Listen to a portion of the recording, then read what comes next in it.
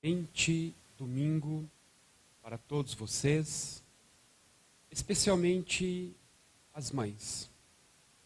Essas figuras maravilhosas, incríveis, que encarnam aqui na terra o Verbo na sua mais ampla acepção, o Verbo amar. Nós, os que somos homens, temos a força muscular.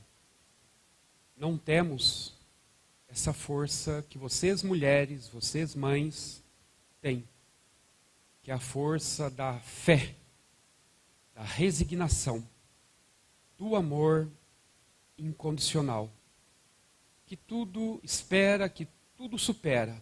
Nós, os homens, temos as dificuldades para chegarmos próximos desse amor que vocês têm. Nós estamos ainda aprendendo a chegar lá. Mas vocês, mulheres, vocês, mães, são verdadeiras heroínas, verdadeiras professoras na escola da vida, que permitem a nós, os homens, aprendermos a lição que vocês têm nos ensinado. A lição da superação, mesmo diante das mais difíceis crises que o ser humano possa enfrentar. E vocês, mulheres, vocês, mães, enfrentam como ninguém, no silêncio da dor, da angústia, da aflição, no sacrifício diário, a família, a felicidade do lar.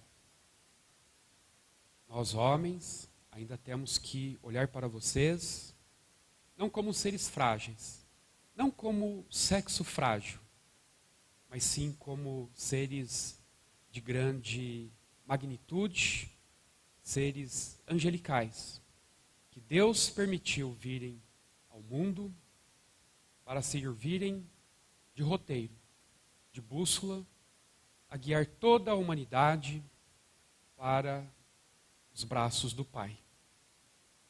Falo isso porque no ano de 33 da nossa era, a era cristã, um marco significativo na história da humanidade, que até hoje não existe marco que se equipare a esse momento da vinda de um ser de grande elevação espiritual. Na verdade, tamanha evolução espiritual que consagrou-se segundo os Espíritos responderam a Kardec no Livro dos Espíritos, na questão de número 625, tratar-se do espírito mais puro que já transitou por este plano de provas e escarcéus. O plano do mundo, o plano físico no qual nós nos encontramos.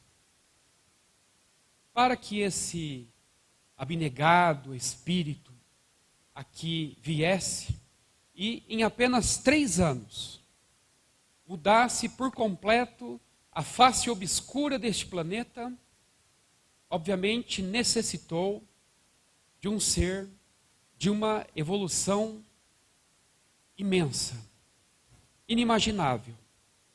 Precisou do ventre materno, da sua mãe, Maria, mãe de todos nós, mãe de Jesus, mãe santíssima, que sofreu, como todas as mulheres sofrem, as dores de um parto.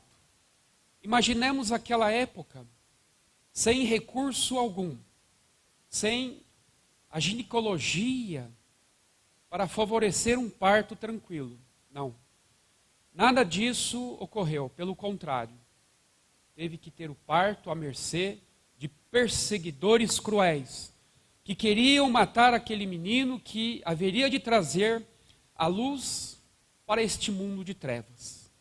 E ele veio, Jesus, através do ventre abençoado de Maria, sua mãe, que sofreu inúmeras perseguições. Inclusive mesmo, de início, assim que reportar a sua gravidez ao seu esposo José, poderia, em função dessa circunstância de ter engravidado, ainda virgem, ser morta, lapidada conforme era preceito legal na legislação mosaica.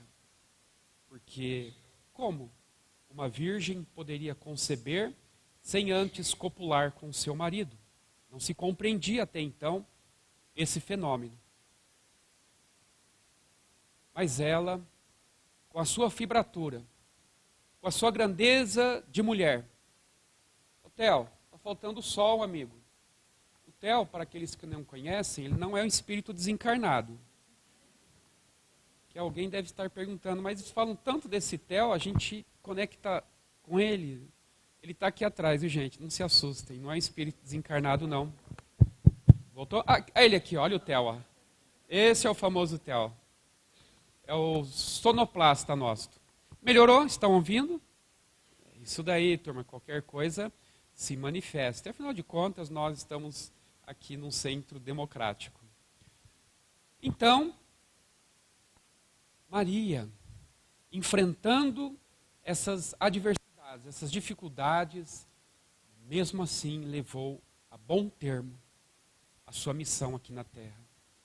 Mas projetava a felicidade a que todas as mães projetam quando concebe o rebento do seu amor. Ver o seu filho crescer em intelectualidade, em amor, em profissionalidade. Todavia, assim não foi com seu filho. Haja vista a missão que ele havia de realizar aqui na terra junto aos homens. A missão de fazer com que nós, aos poucos, penetrássemos no terreno da luz, da retificação dos nossos passos, da compreensão de que Deus deveria ser amado e não temido como outrora nos ensinavam. Mas as preocupações no seu coração de mãe já estavam ali latentes quando, já na primeira infância, na meninice de Jesus, ela percebeu que ele tinha algo de especial, algo de muito diferente, mas que talvez essa especialidade no seu caráter, na sua conduta, talvez pressentisse ali problemas futuros, porque no meio de um covil de lobos, como eram os homens da Galileia, da Judéia, de Roma, que não compreendiam a essência daquele perfume espiritual que aquela criança exalava, já em tenra idade, através de uma conexão profunda e estreita com Deus. E fazia questão de compartilhar dessa conexão estreita que ele tinha com Deus, porque ele sentia Deus. Porque ele via Deus face a face. E em razão deste estado de conexão com o nirvana, com o divino, com Deus, esse menino Jesus compartilhava dessas alegrias, desses florilégios espirituais com todos os que estavam ali, viandantes na estrada da vida, em Nazaré. Ora, o menino Jesus auxiliava aos doentes, aos caídos, aos bandidos, sem fazer qualquer diferença de classe social. Para Maria, o comportamento desse menino não se equiparava a qualquer outro da sua idade, que com 10 anos já tinha preocupação com o elemento humano, com a essência do ser. Não via as aparências como nós, os encarnados, ainda infelizmente vemos. Ele via além do véu das aparências, ele via a essência do ser humano e acreditava que cada um com o impulso mínimo que fosse, poderia fatalmente modificar-se. Esse era o seu projeto. Essa era a sua proposta. E Jesus foi crescendo, se desenvolvendo, e aos 33 anos, então, estabeleceu a sua missão, oficialmente falando, no cenário do mundo, com a pregação de um dos mais belos e maravilhosos discursos que até hoje ecoa a humanidade, o Sermão do Monte. Mas, no ano de 33, nós vemos uma figura de mulher, alquebrantada pelas dores extremas, porque à sua frente estava o seu filho, pregado ao madeiro da infâmia, da traição, da perfídia, do abandono. Aquele mesmo Jesus, seu filho, que outrora havia ensinado o amor, a redenção da criatura, deu luz aos que estavam em trevas, deu passos aos que estavam entrevados, deu saúde aos que estavam quase morrendo, deu vida a Lázaro que havia partido. E, no entanto, ali estava aquele homem majestoso, num sofrimento inimaginável, atroz, pregado à cruz entre dois malfeitores. E perguntava então Maria, ali diante da cruz, ao pé do sofrimento de seu filho amado: meu Deus, o que o meu filho fez? O que ele fez para merecer castigo tão cruel? Se ele só distribuiu amor,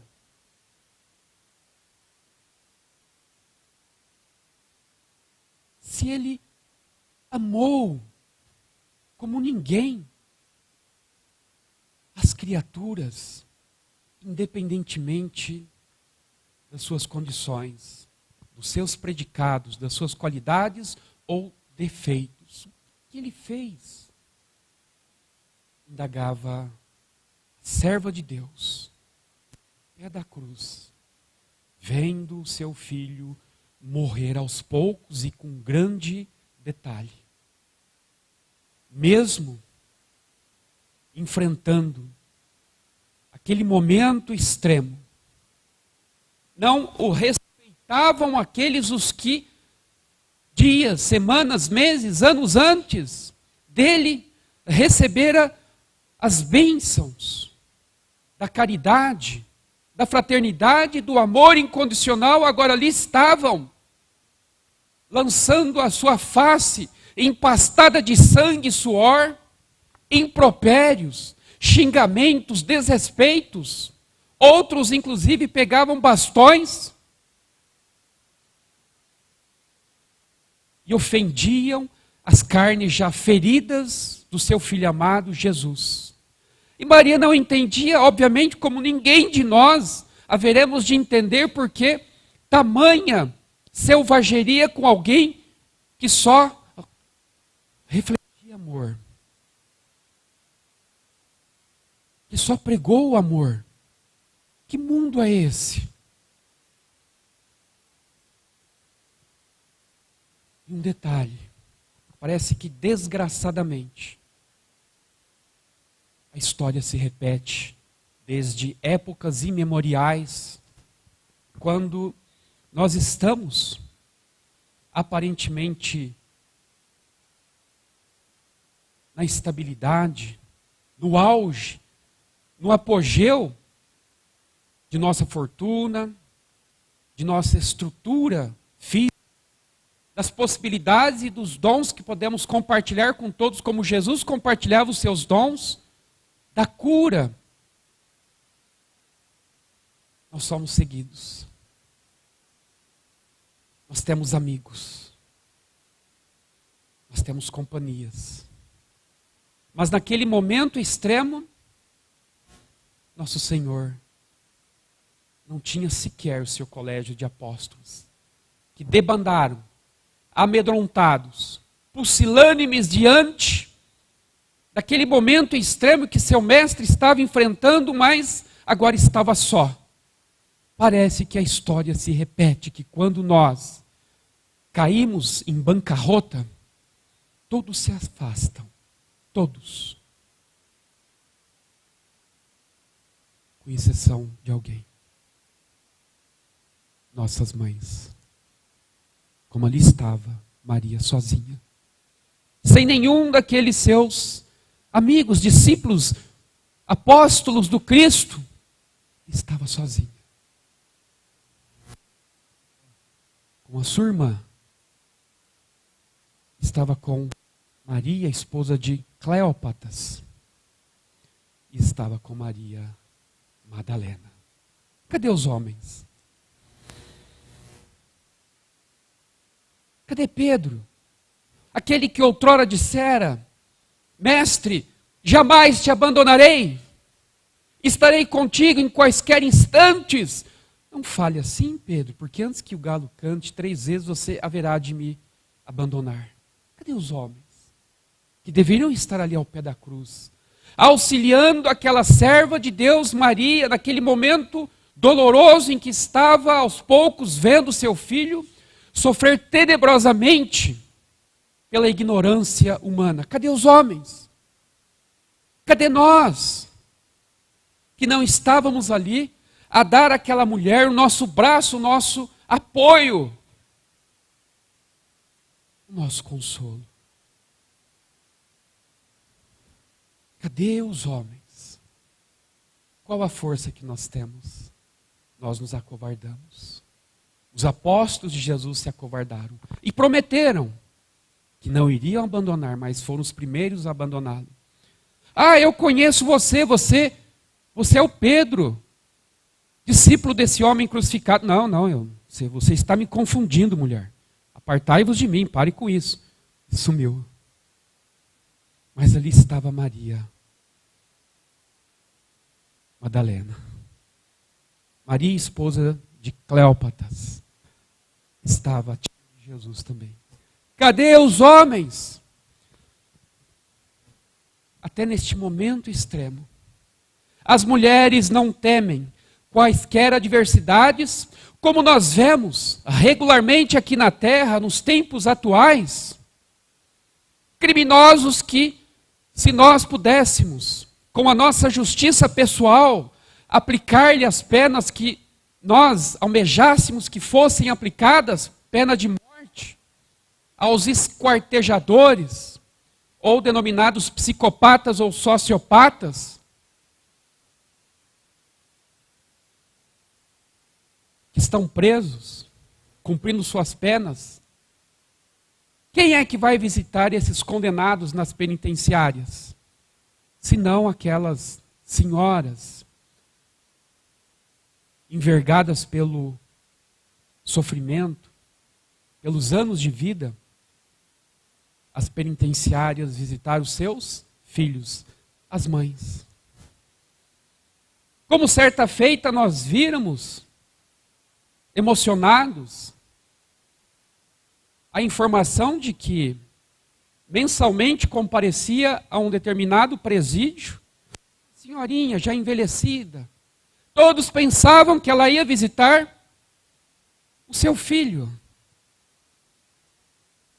Todos pensavam que ela estava ali para levar gêneros básicos, autorizados pelo sistema penitenciário, ao seu filho. Mas qual não foi a surpresa quando se descobriu que ela não estava ali visitando o seu filho, mas ela estava visitando o algoz, o assassino que confiscou a vida do filho dela, num gesto de extrema compreensão pela pobreza humana, da qual ainda somos portadores. Cadê os homens?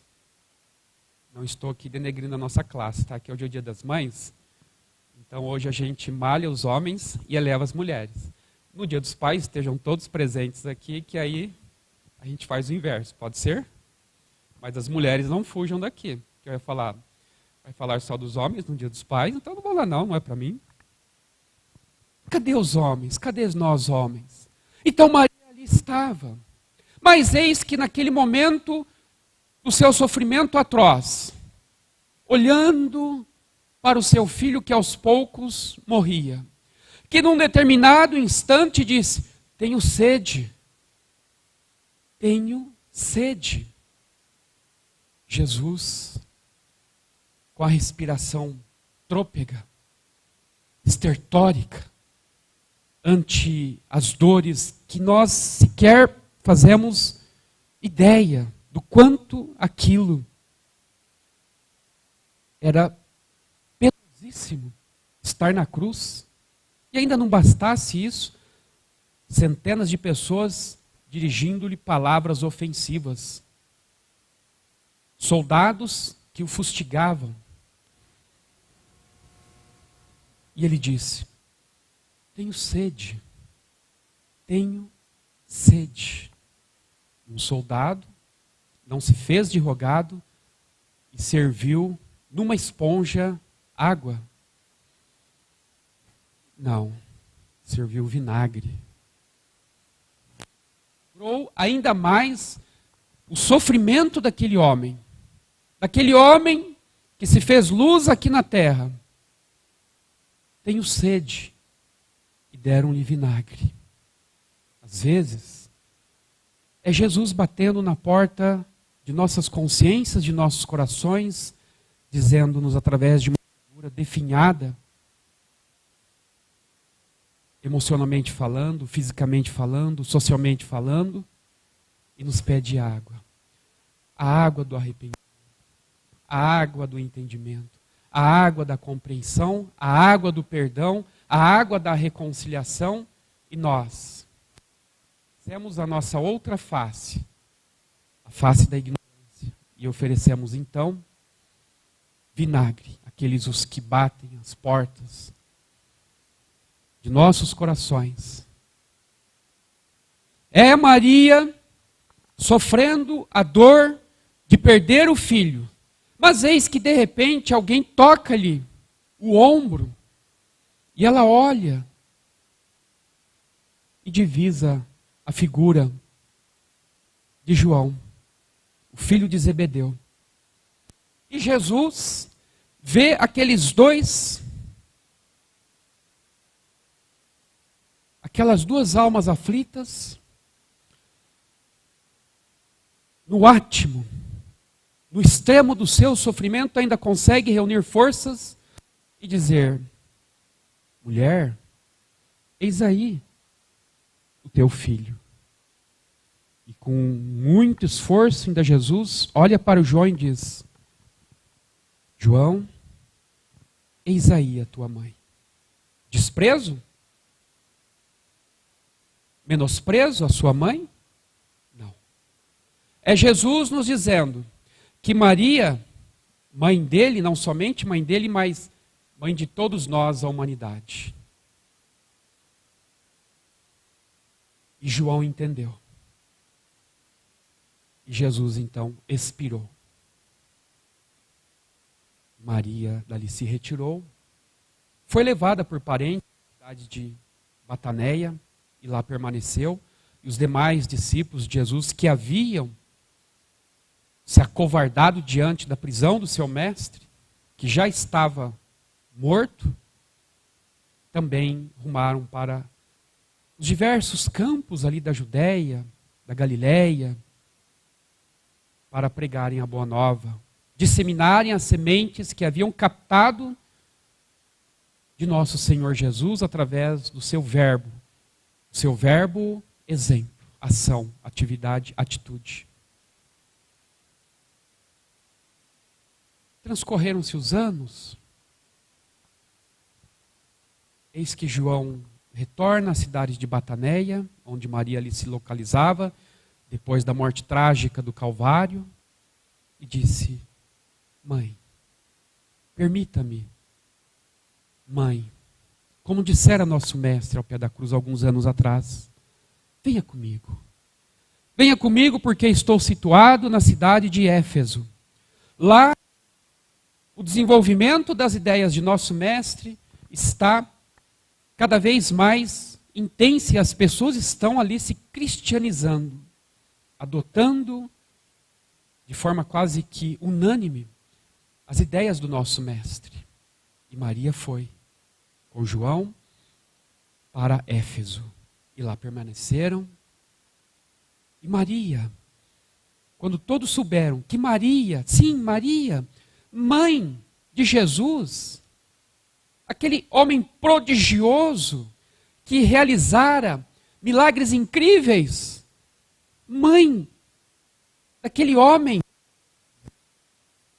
morto na cruz de forma injusta, ela está morando aqui e isso chamou a atenção dos efésios, os moradores daquela cidade, e lá aportavam para conhecer na essência quem foi aquela mulher, quem é aquela mulher, quem foi o seu filho Jesus, para beber do verbo caricioso acerca da figura do seu filho desde o limiar de sua vinda a este mundo, através do seu ventre abençoado, desde a meninice e a adolescência até a crucificação, o Calvário atroz. E as pessoas iam pedir conselhos, orientações, e ela oferecia a todos indistintamente com amor incomensurável no coração.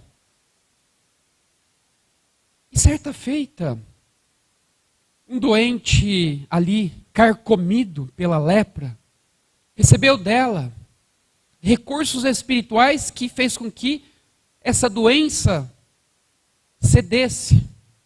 Foi quando então ele disse a esse leproso: tu és mãe de Jesus, o mestre crucificado, mas também és nossa mãezinha santíssima.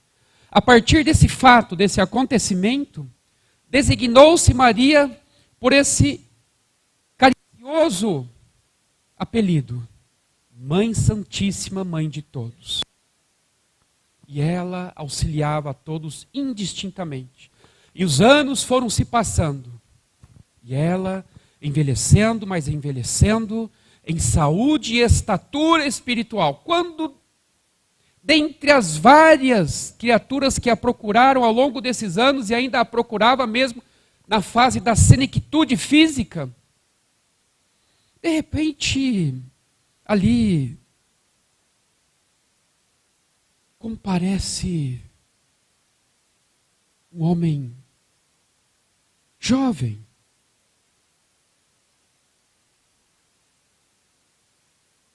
com uma voz mansa, com um olhar penetrante, mas na vestimenta semelhava-se a um pedinte, a um esmoleiro.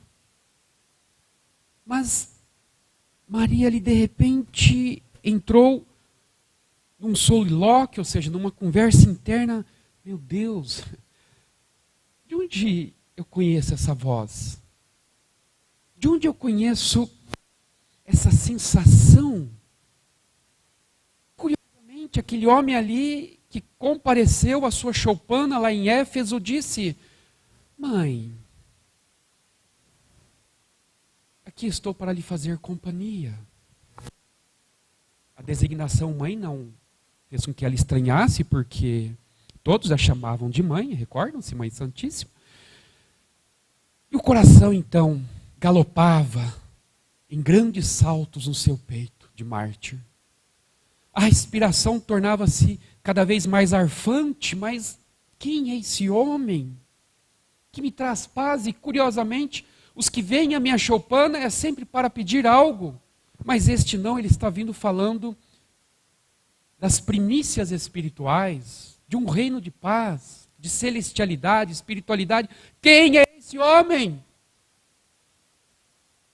E eis que aquele homem então se lhe apresenta: mãe, venha aos meus braços.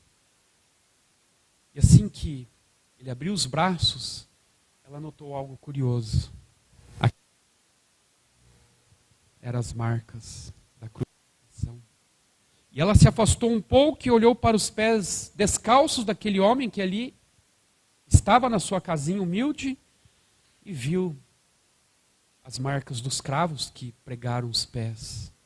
E ela então se aproximou e respeitosamente puxou a sua vestimenta aqui do lado esquerdo, próximo ao coração, e viu: Jesus, meu filho, as chagas que te fizeram, é você, meu filho?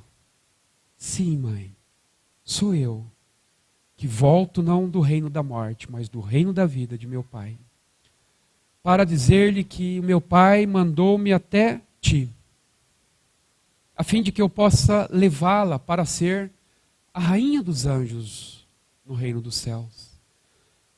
E Maria chorou copiosamente. E num gesto automático, ela então quis ajoelhar-se diante de Jesus, beijar-lhe os pés, beijar-lhe as feridas que ali ainda estavam. E ele: não, mãe. Levantou Maria e ele próprio, Jesus, é quem se ajoelhou diante dos pés da sua mãezinha e beijou enternecidamente os pés daquela rainha. E abraçou-a efusivamente. Duas almas, duas luzes, que ali aumentaram o potencial de vibração aqui na Terra. Pareciam duas forças atômicas. Tamanha era a espiritualidade daqueles dois seres fundidos pelo amor.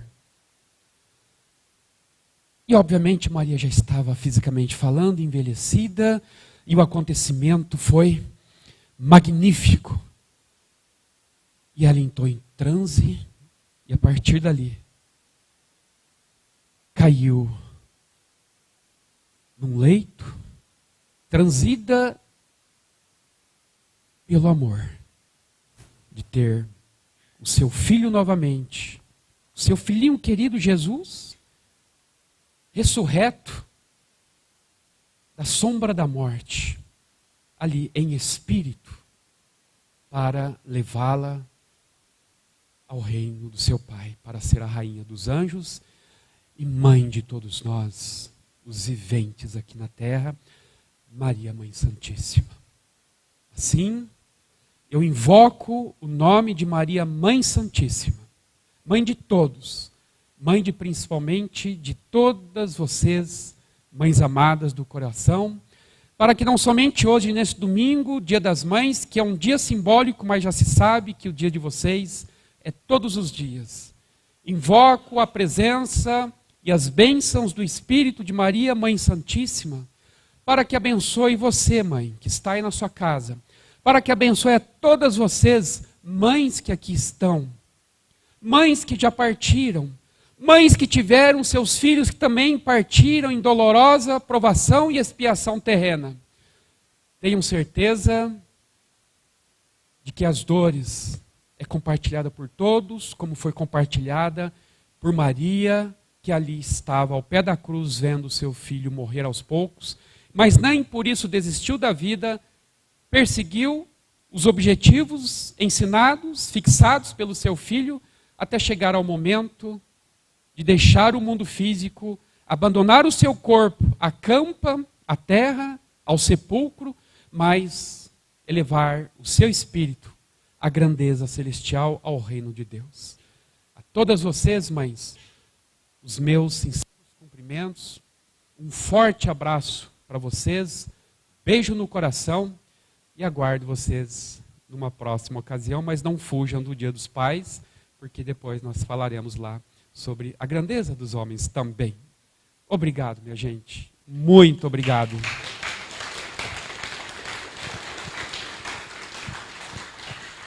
Obrigado, Jorge. Muito obrigado. Muito bom. Resta-nos então complementar o nosso trabalho, elevando o nosso pensamento a Deus em uma súplica. E te suplicamos, Senhor, não só amparar a cada uma destas heroínas